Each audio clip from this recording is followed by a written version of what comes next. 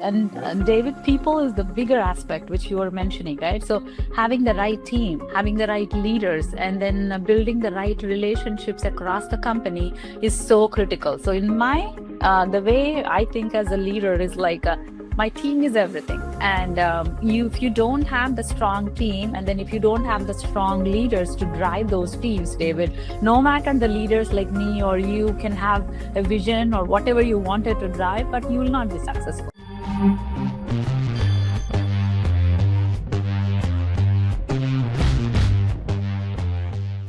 Hello and welcome to another episode of the Leaders in Tech, where we are shining the light with leaders that are not only pushing technology, but really caring for their teams and making this world a better place with everything that they produce. Today we have with us Sreeveni. Welcome to the show. Thank you for having me, David. It's an opportunity to really share any insights which I can today. This podcast is brought to you by ISU Corp.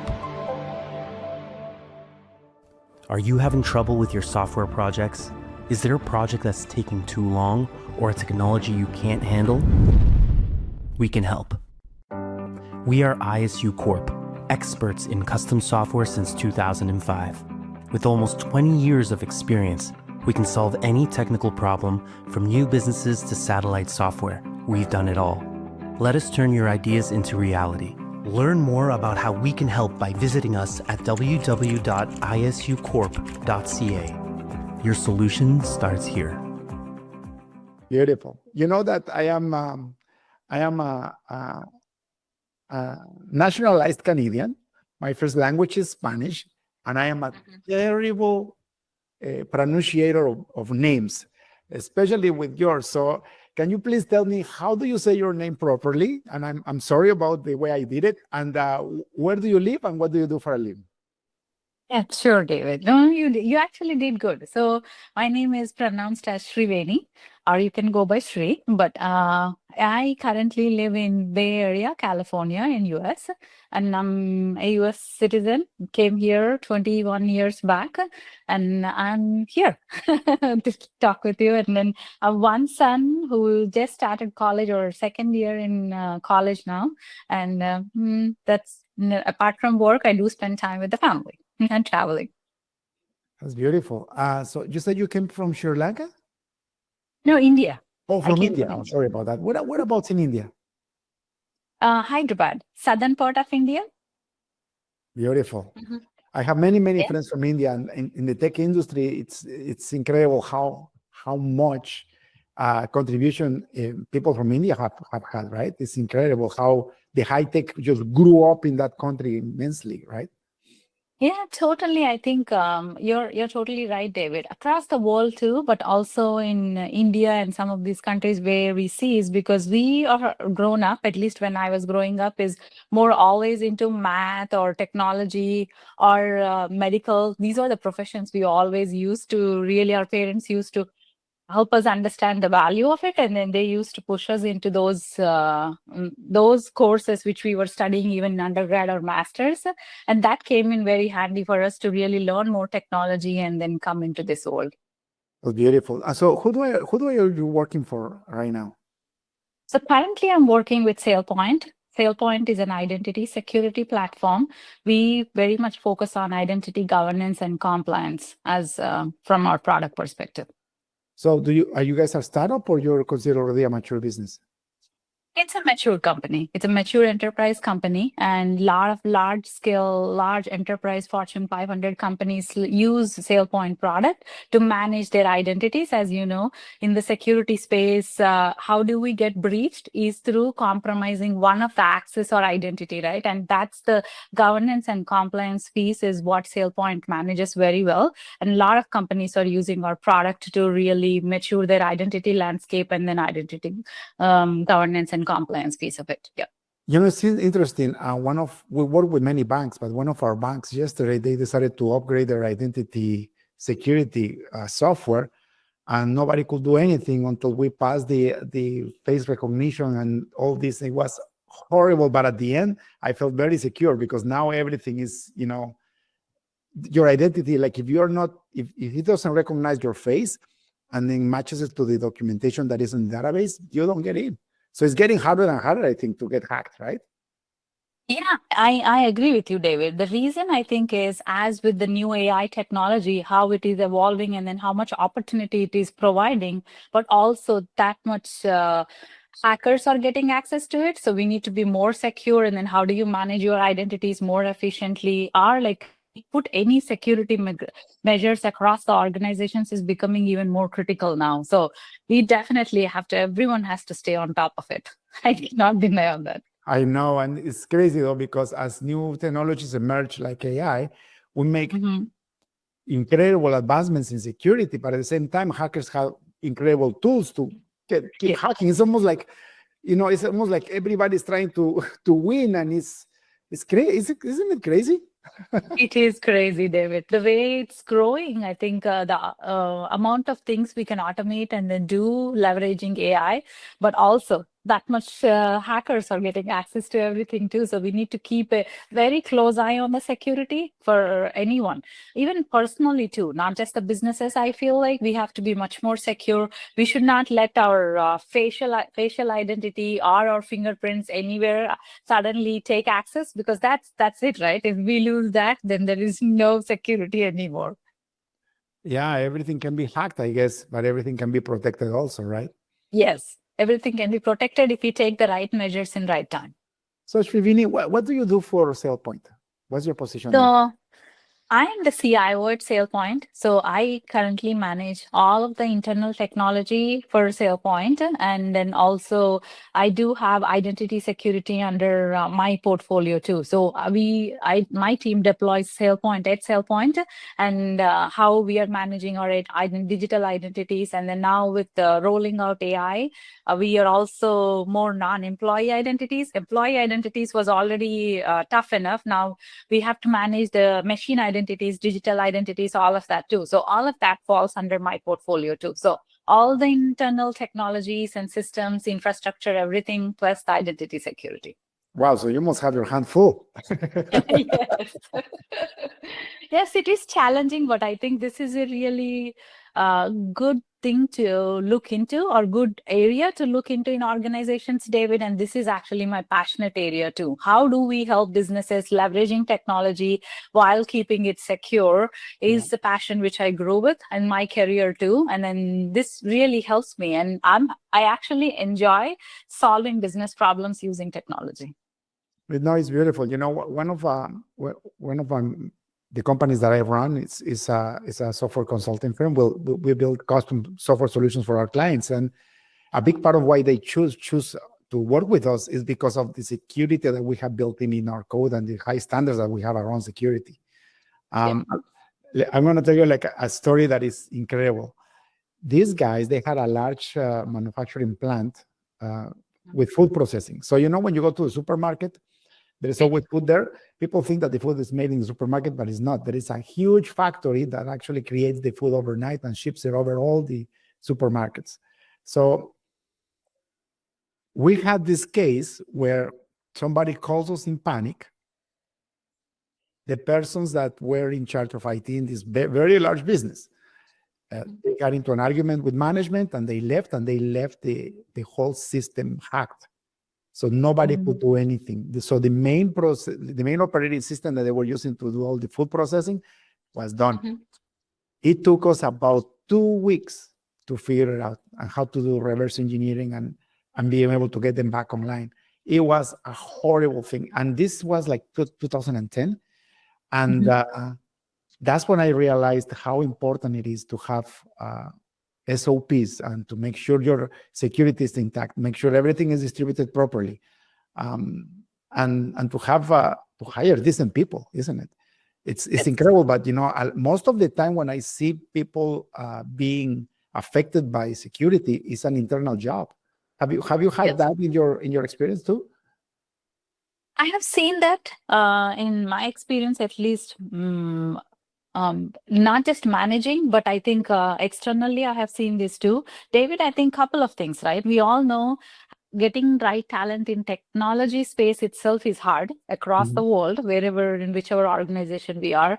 Cybersecurity and then identity security, these spaces, it's even harder. The talent is not there. And if you don't have the right person working on managing those systems and then monitoring it and then really making sure the right alerting and everything happens on time, and then how are we handling our vulnerabilities? How are we handling our network infrastructure? Everything, you name it, right? And then going with the zero trust policy, and also seeing like how are we managing our walls, and then all of that.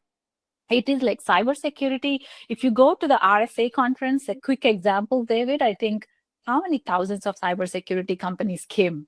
It's like if I think about 10 years back, my first cybersecurity company was FireEye and Mandiant. You all know, and Mandiant has been acquired by Google now. That first time I learned 10 years back about cybersecurity more and then deeply, and then I started involving more, right? But then when I was when I went to RSA versus now RSA, that many cybersecurity organizations evolved. That means how many problems and challenges in the world exist around security. And even though every organization is investing time and then doing things there is always a risk. You need to really make sure, how do we get to that next level of security posture? What else do we need to really improve it? How do we really secure your organization in all aspects of it?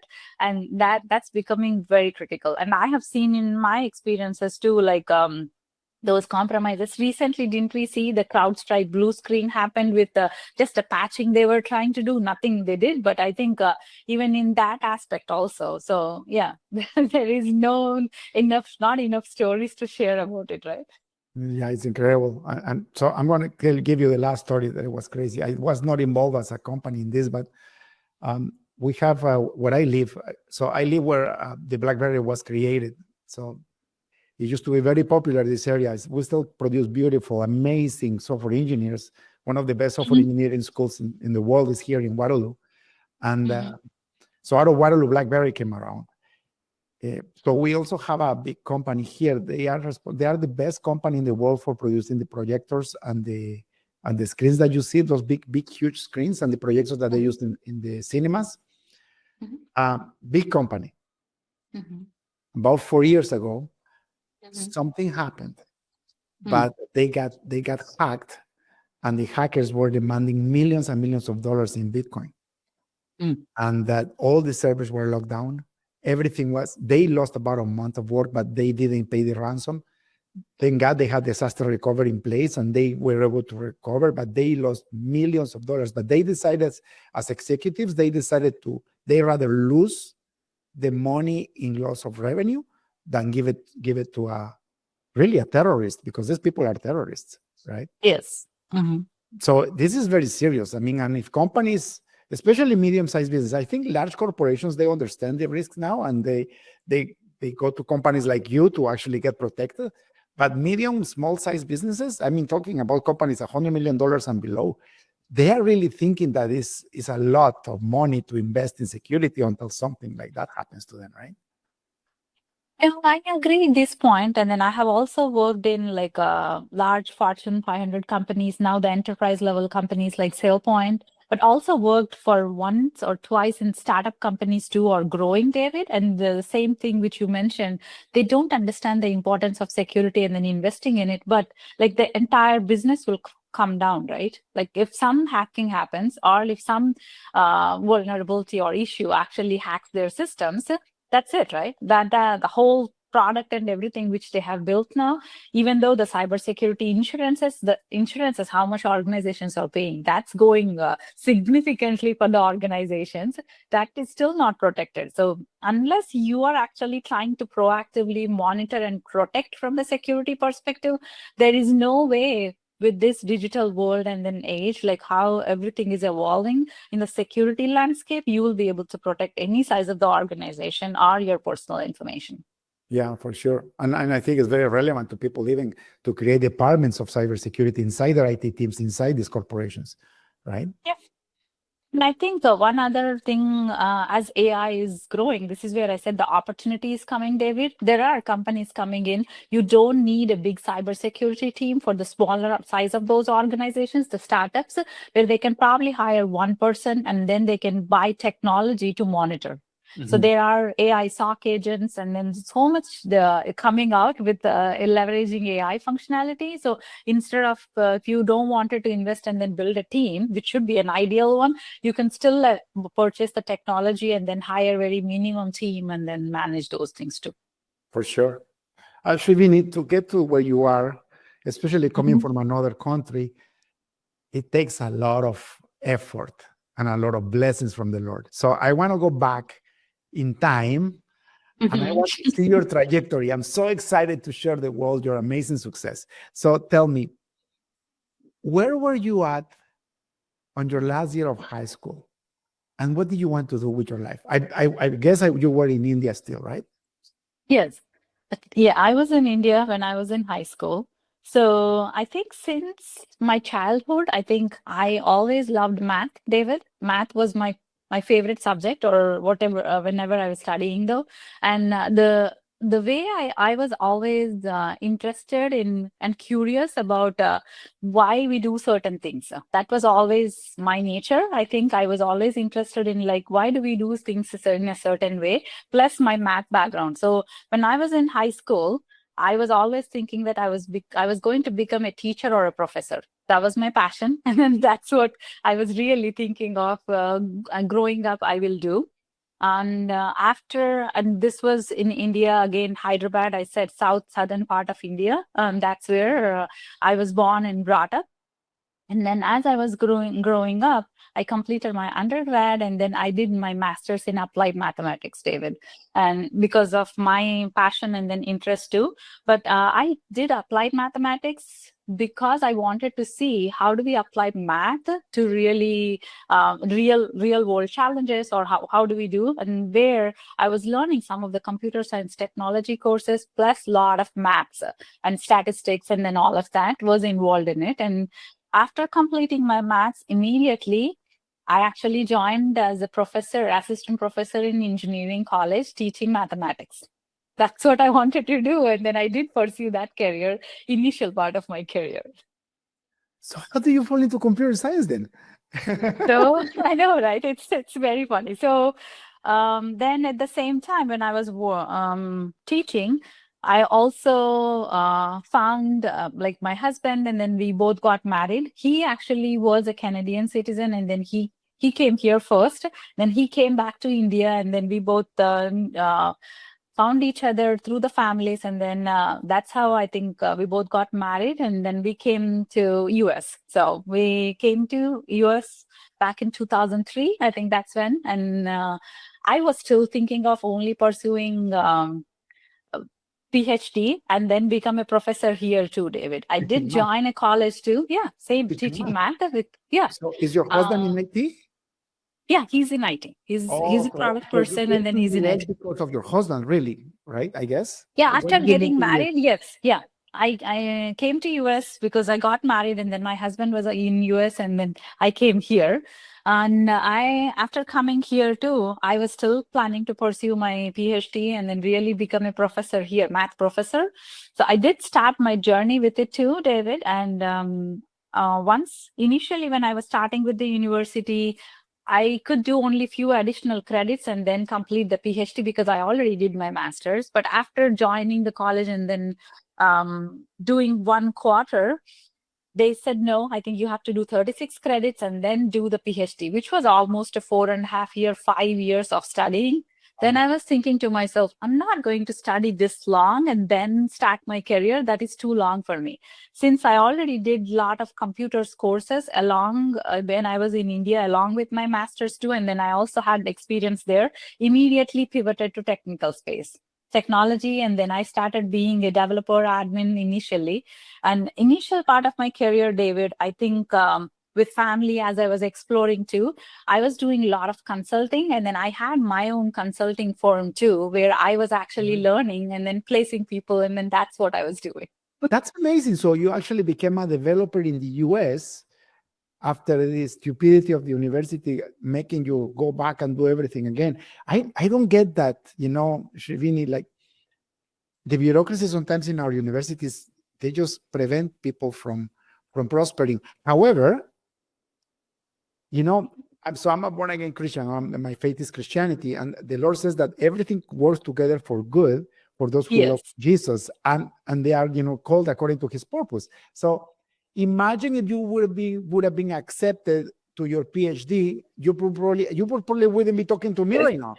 You will I taking know, boring David. math with these little rascals that I mean, I'm nothing wrong to being a math teacher. We Yes. need math teachers, right?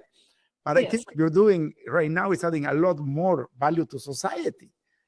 But Yeah. at the same time, I'll tell you a story. My sister, okay, born in Guatemala, she married an American, just like you, and she moved to the States, but she became a doctor in Guatemala before she moved.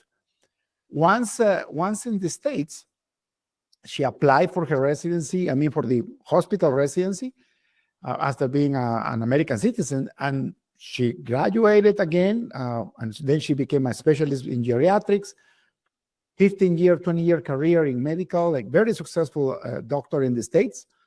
And then, they realized that most of her family was here in Canada because most of the brothers and sisters are here. So she said, I'm going to see if I can actually move to Canada and just work from there. And you know what the Canadian Medical College told her? She needed to go back to residency. So she needed to make No. she needed to make another 4 or 5 years of schooling after she was a specialist for 20 years in the States. Not in India, not in Guatemala, in the States. And then when she did the math, and also when she saw also what she was going to make, she was like, this is ridiculous. So she never came to Canada. That's how ridiculous our universities sometimes become, right? No, totally. I think, but to your point, David, yes, we don't know when we walk into what happens and then how these restrictions work, right? Yeah. So, but I think even in our culture or in any culture, what we learn is like everything happens for a reason. Maybe there is a good reason why you actually pivoted in your career and then really moved on. But I do appreciate every bit of why what I'm doing in technology since from 20 plus years, David, and then so much opportunity and what I could learn, and then really what I'm able to bring to the organizations and then share with the peers or anyone I can. I feel like I'm so blessed to be here or Yeah. to work in the technology space. Math is always like this with computer science, right? Like, in Yes. fact, when I went to university, my faculty was the faculty of math and computer science. It was one faculty for both. I'll tell you another beautiful story. I had an amazing friend. He was a math graduate from university. And so all he did for computer science was, like you said, these side courses that you need to get, right, before you graduate. But he fell in love with writing software. So he never actually applied his math knowledge right after school. He just became a consultant, a software consultant, just like you.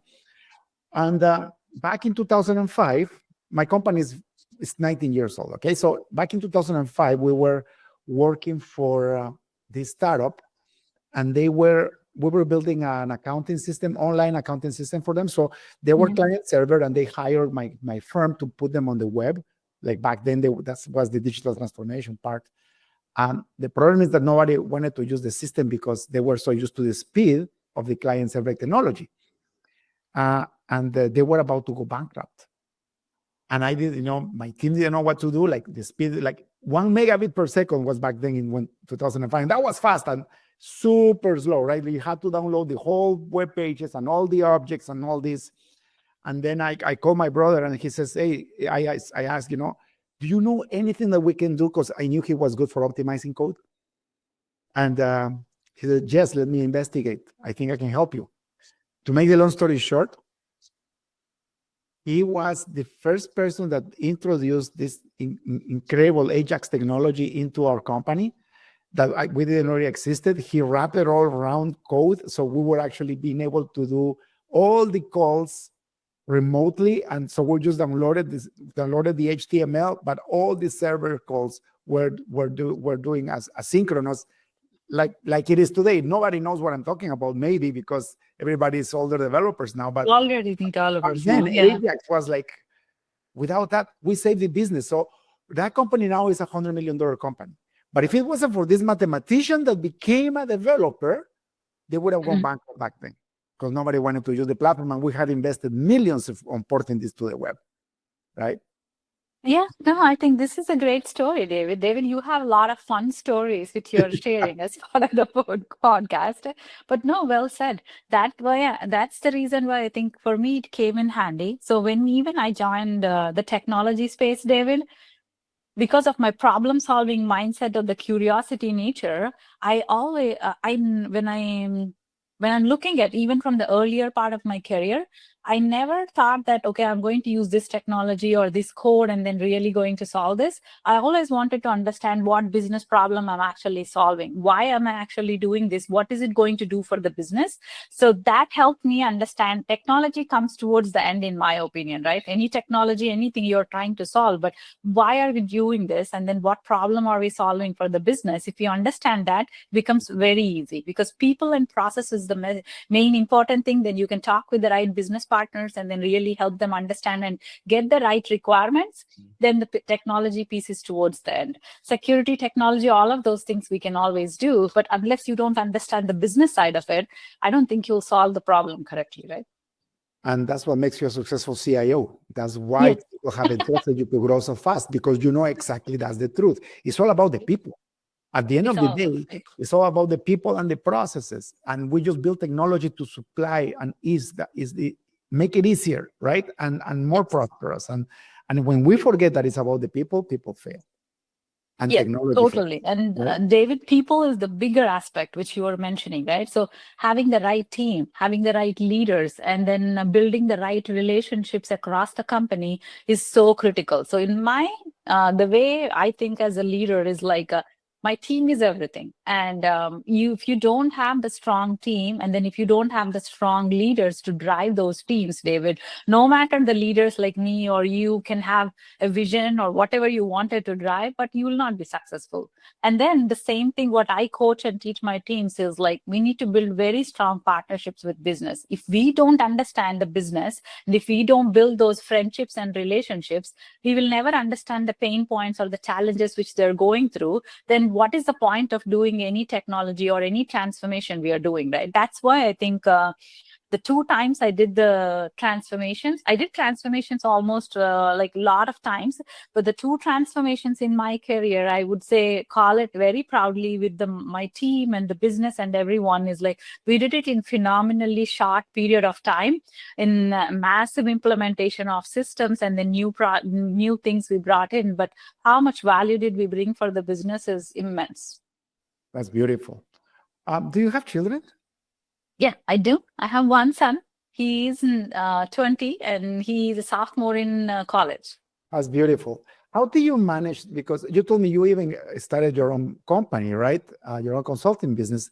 How do you manage being a mom and being a professional in IT? Because you know it's like I'm preaching to the converted, right? But you know, IT people like us, sometimes we have to work 20 hours a day when a project deadline is coming up, right? Or something Yes. goes wrong. Like I remember, I don't do that anymore. Thank God I have enough people. But I remember back in 2009 getting calls at 3 a.m. because something happened and I had to go to the data center to figure something out, right?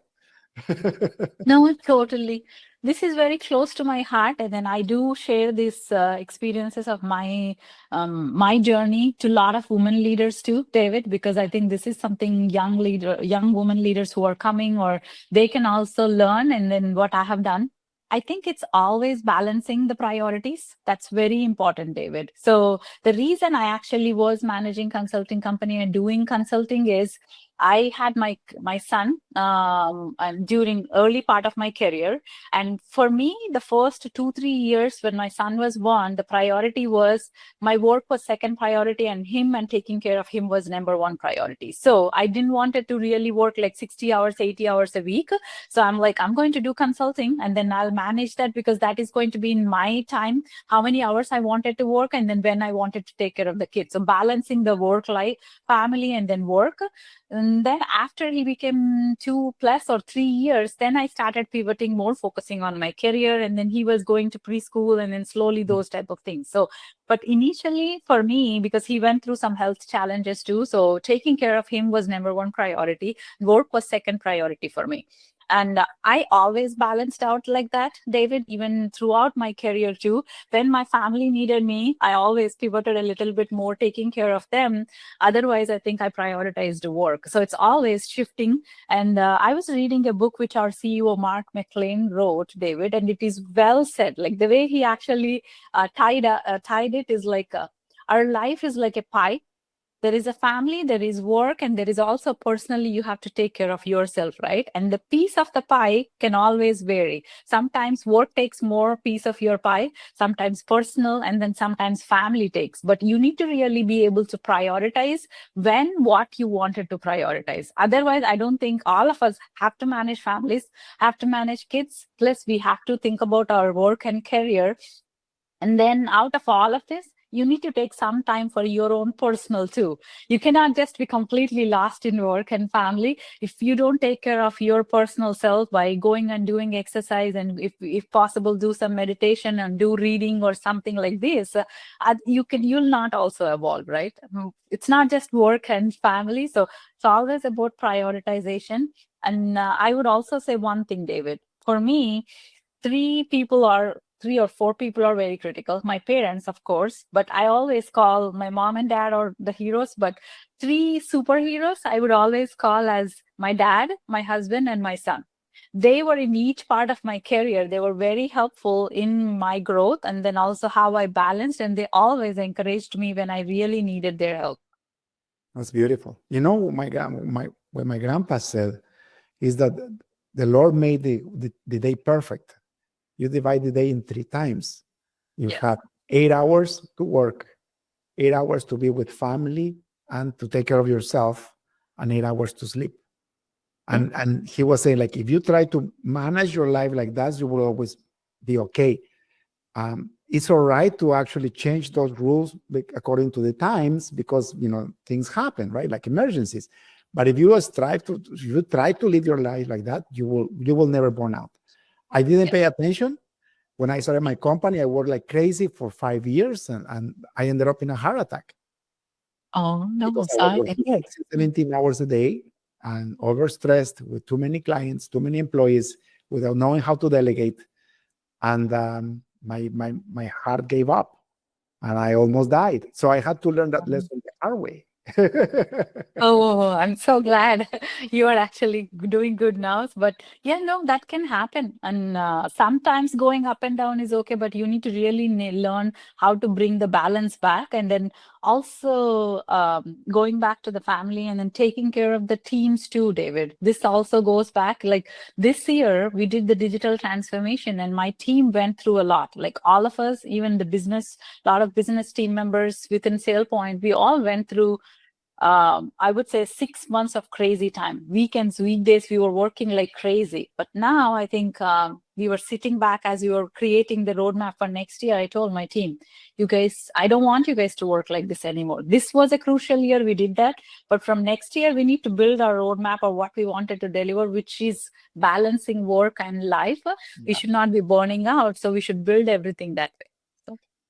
Beautiful, like well said, because it's not about not making exceptions either, right? Like you need to be flexible in life, but it cannot become the norm, like happened to me, right? It's okay for 6 months. I remember, like, I was working for a very large insurance company back in 2000, before I was I'm in business, and we had to deliver this large project in 3 months, and we were sleeping overnight at the office.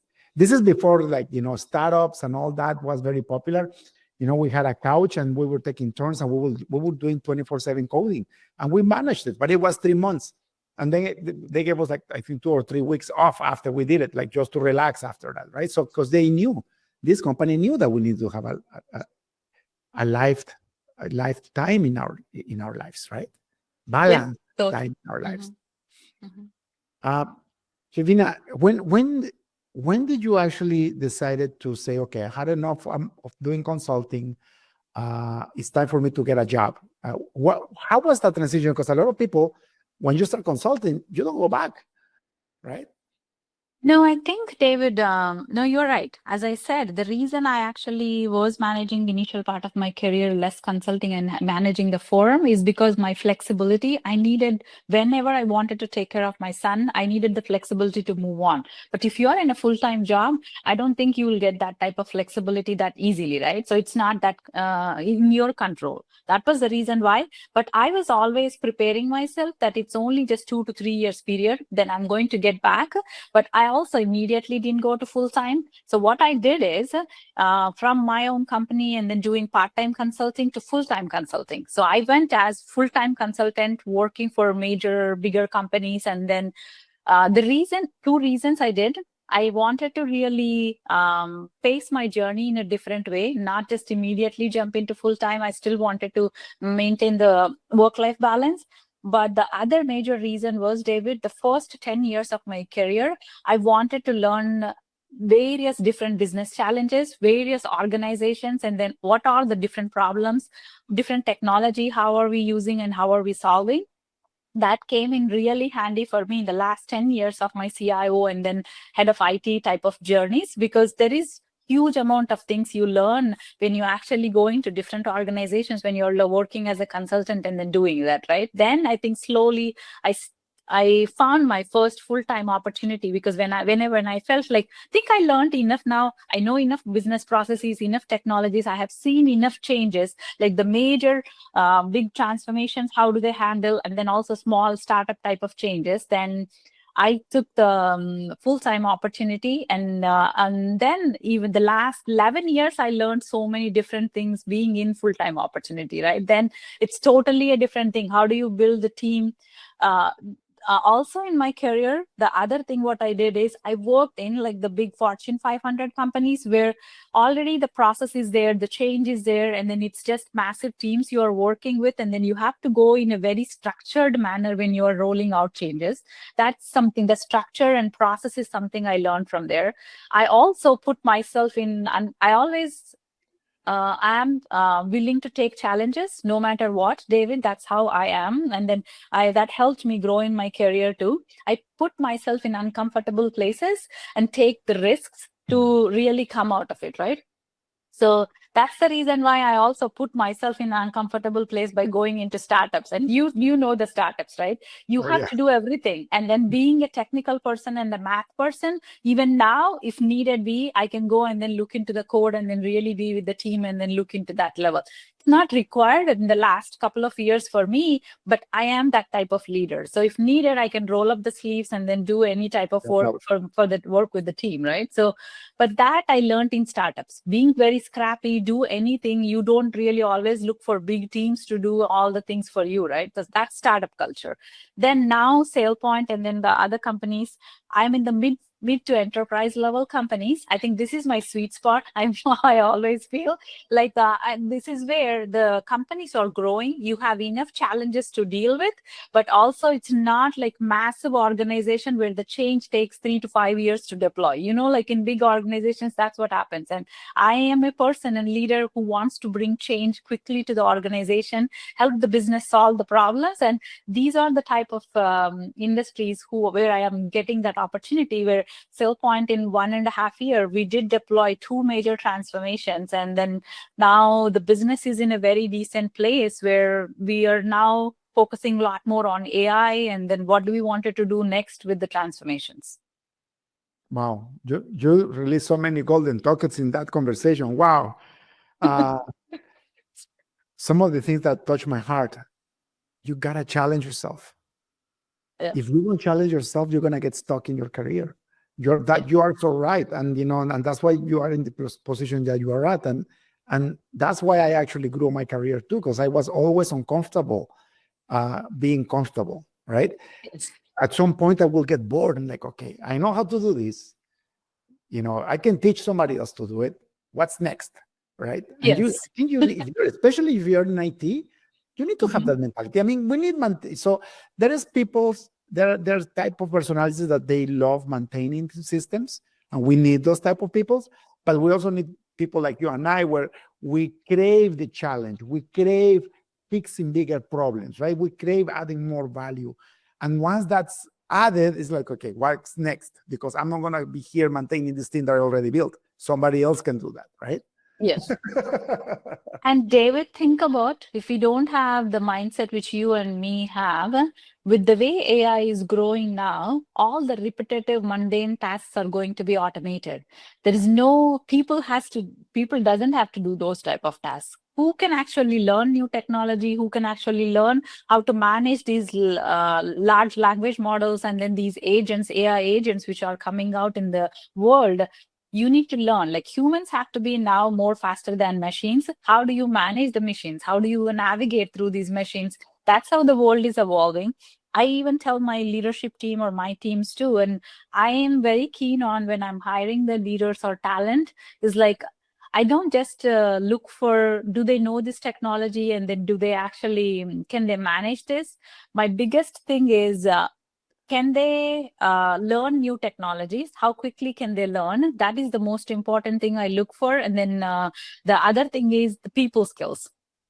David, can they build relationships? Can they collaborate and communicate well with others? Those are the big things I look for when I'm building the team or hiring the team too, because those are the ones more important now, right? The way technology is evolving, every day new thing is coming. We need to be open to learning new things. There is no more, maybe I will give this example, and then we all lived through this, right? Think about if the COVID came instead of in 5 years back, if it came 10 years back, I don't think the world was ready to even handle COVID. Maybe God also gave gave that challenge to us when actually we were all ready for that challenge. But think about if this same COVID happened 10, 15 years back. I don't think people were ready with it.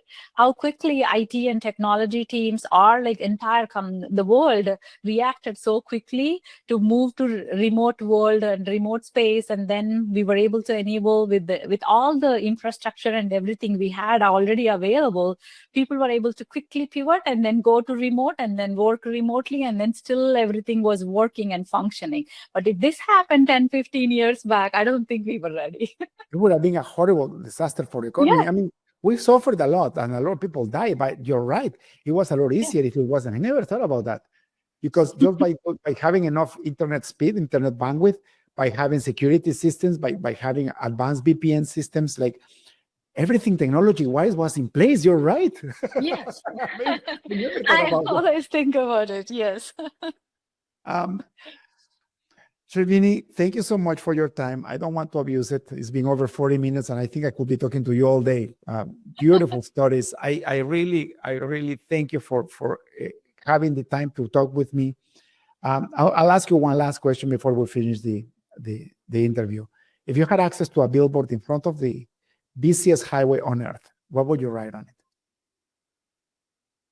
I think if I have access to that, I would always say embrace change.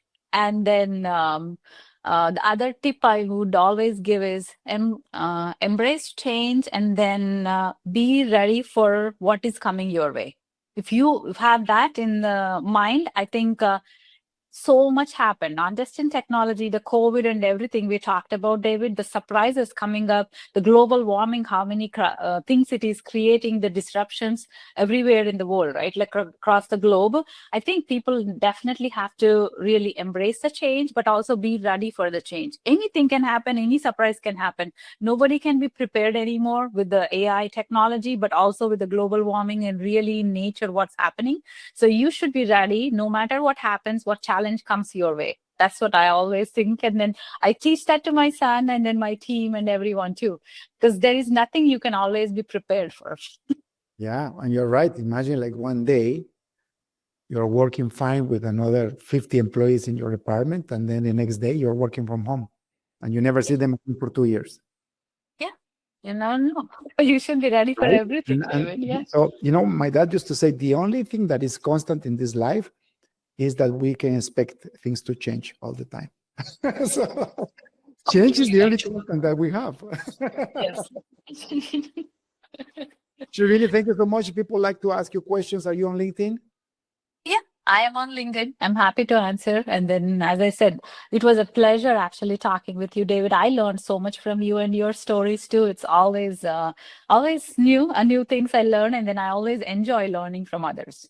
Thank you Yes, so much thank you for so this much. opportunity. Have a beautiful holiday season. Merry Christmas and have a beautiful 2025. Blessings to you and your family.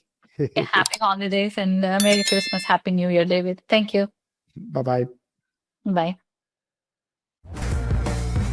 Thank you for tuning in to the Leaders in Tech podcast.